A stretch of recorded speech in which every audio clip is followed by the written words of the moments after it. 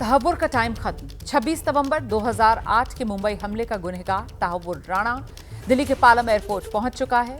Airport के भीतर agencies के बड़े अधिकारी मौजूद हैं। अमेरिका से भारत लाया गया तहव्वुर राणा पालम एयरपोर्ट से एनआईए हेडक्वार्टर लेकर जाया जाएगा। अमेरिका से भारत लाया गया है राणा को पालम एयरपोर्ट से एनआईए हेडक्वार्टर लेकर अब जाए जाने की तैयारी है। कड़ी सुरक्षा के बीच राणा को एनआईए हेडक्वार्टर लेकर जाया जाएगा। एनआईए हेडक्वार्टर में तहव्वुर राणा का मेडिकल होगा। ये इस वक्त की बड़ी खबर है जो हम आपको दे रहे हैं। अमेरिका से भारत लाया जा रहा आतंकी तहव्वुर राणा। कड़ी सुरक्षा के बीच राणा को एनआईए हेडक्वार्टर लेकर जाया जाएगा। अमेरिका से भारत लाया जा रहा है आतंकवादी तहव्वुर राणा। देखिए, अभी जो जानकारी मिल रही है उसको लेकर कुछ कंफ्यूजन है। अब ये कहा जा रहा है कि दिल्ली के पालम एयरपोर्ट अभी पहुंचा नहीं है, बल्कि दिल्ली के पालम एयरपोर्ट कुछ ही देर में पहुंच सकता है वो विशेष विमान जिससे तहव्वुर राणा को 7 सदस्यीय टीम है, एनआईए और रॉ के अधिकारी हैं जिसमें वो लेकर आ रहे हैं। अमेरिका से प्रत्यर्पण कर तहव्वुर राणा को भारत लाया जा रहा है। दिल्ली के पालम एयरपोर्ट कुछ ही देर में पहुंच सकता है। अमेरिका से भारत लाया जा रहा है आतंकवादी तहव्वुर राणा को। 2008 मुंबई हमले का ये गुनहगार। 2008 मुंबई हमले प्लानिंग से लेकर किस तरीके से उसको एग्जीक्यूट किया जाएगा, मास्टरमाइंड यही तहव्वुर राणा था और अभी इसी तहव्वुर राणा के हिसाब का टाइम आ चुका है। हमारे साथ हमारे सहयोगी मौजूद हैं। नीरज राजपूत एनआईए हेडक्वार्टर से हमारे साथ मौजूद हैं। मनोज वर्मा पालम एयरपोर्ट से हमारे साथ जुड़ रहे हैं। सूरज ओझा मुंबई के ताज होटल से हमारे साथ मौजूद हैं। तो सीधे आपको सबसे पहले लेकर चलेंगे मनोज वर्मा के पास। मनोज, कुछ देर पहले तक कहा जा रहा था कि साहब विशेष विमान लैंड कर चुका है, पालम टेक्निकल एरिया में पहुंच चुका है तहव्वुर राणा, और अब एक बार फिर से खबर आ रही है कि अभी आने वाला है, अभी पहुंचा नहीं है। अपडेट क्या है मनोज?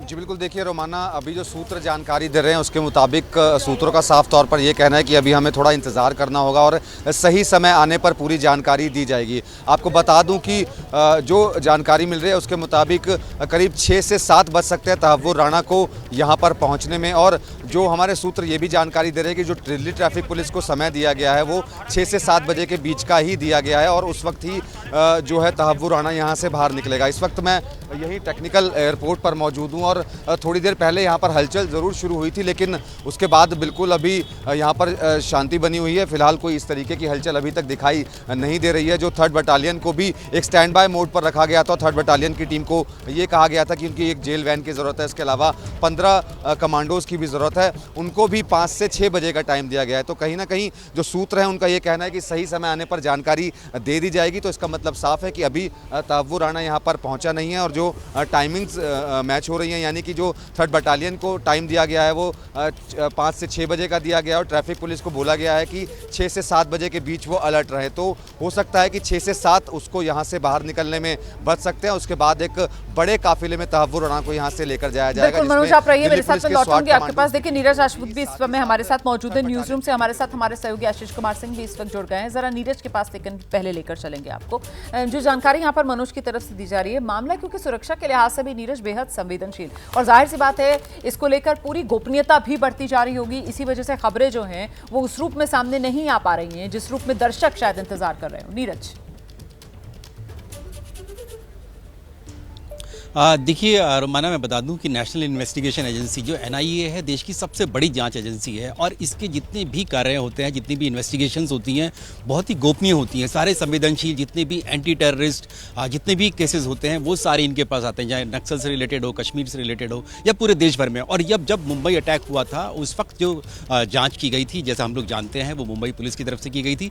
लेकिन उसी वक्त ही इसका गठन किया गया था, एनआईए का गठन ठीक उसी वक्त किया गया था जिस वक्त ये भारत में बहुत ज़्यादा सीरियल बॉम्ब ब्लास्ट होते थे। तो इसमें देश भर के जितने भी चुनिंदा पुलिसेस हैं और सेंट्रल पैरामिलिट्री फोर्सेस हैं, उन सब के जितने भी बेस्ट ऑफ द बेस्ट, जो the cream de la cream जो इसको कहते हैं, इन्वेस्टिगेटिंग ऑफिसर्स को इकट्ठा किया गया और इस एनआईए को खड़ा किया गया, जिसकी इमारत आज हम लोग देख रहे हैं हमारे ठीक पीछे। और आज देश के सबसे बड़े दुश्मन को अमेरिका से लेने का अगर क्रेडिट जाता है तो वो देश की अगर पॉलिटिकल लीडरशिप को जाता है, डिप्लोमेसी को जाता है, तो साथ ही एनआईए को भी जाता है, जिन्होंने इतना स्ट्रांग केस जो था कोर्ट में बनाया और अमेरिका में बनाया, जिसके बाद ही अमेरिका तैयार हुआ कि आखिरकार क्या रोल था तहव्वुर हुसैन राणा का भारत के खिलाफ साजिश रचने में, और उसको आज यहाँ पर लेकर आया जा रहा है।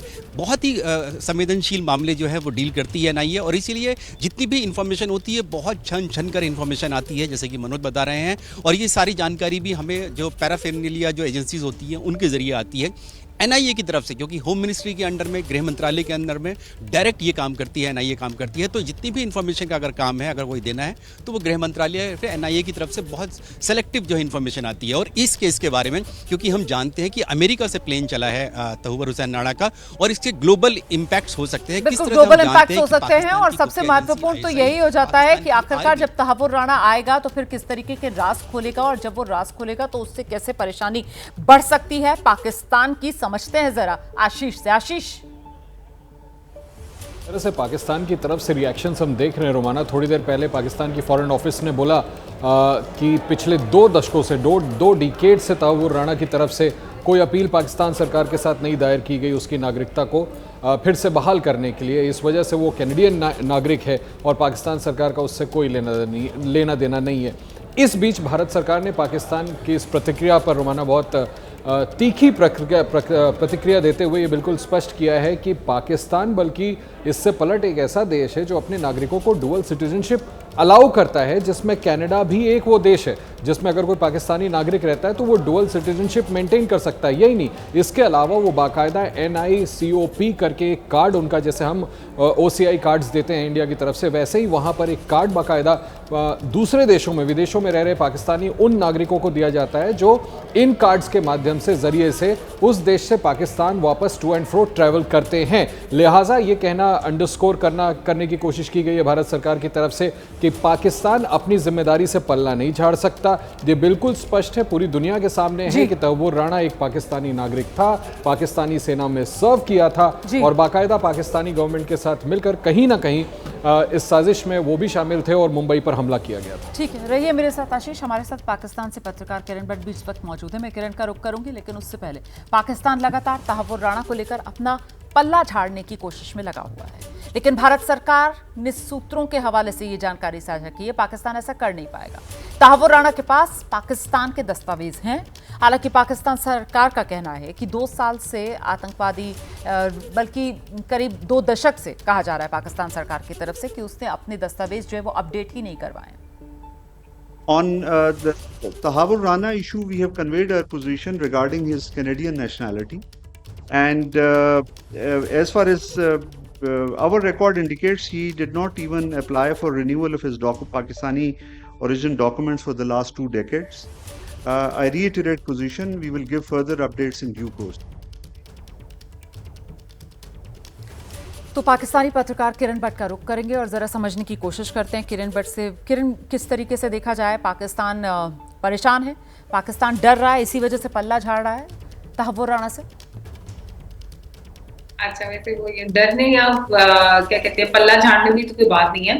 It is a very serious case and it is a very serious investigation that is going on right now in India and this case could be one case study or an example that you cannot just stop these type of ideologies किरण, आसानी होगी अगर आप हिंदी उर्दू में अपनी बात रखें। Borders और nationalities. जी अगर आप हिंदी उर्दू में बहुत माजरत जी, मेरा ये वेरी सॉरी, बहुत माजरत, मेरा ये कहना था कि इस केस की वजह से ये साबित होता है कि ये जो दहशतगर्दाना सोच है, आप किसी एक बॉर्डर, किसी एक मुल्क और आप किसी एक नेशनैलिटी के साथ बाउंड नहीं कर सकते, क्योंकि जो मेन एक्यूज इनके साथ थे, he was a American national, David Harley.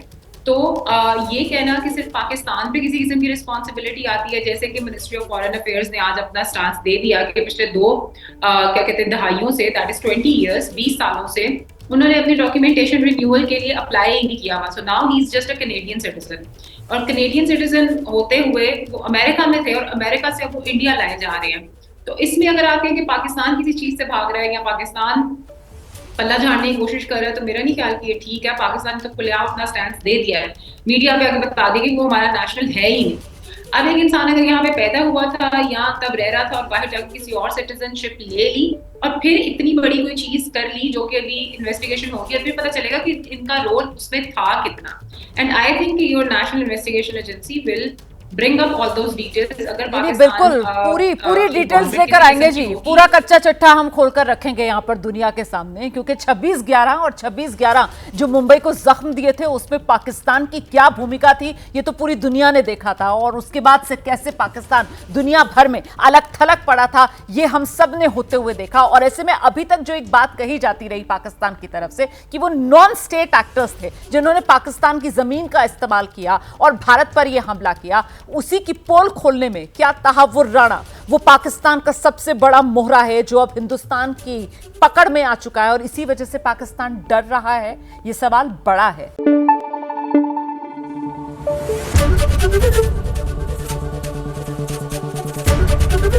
ABP news आपको रखे आगे।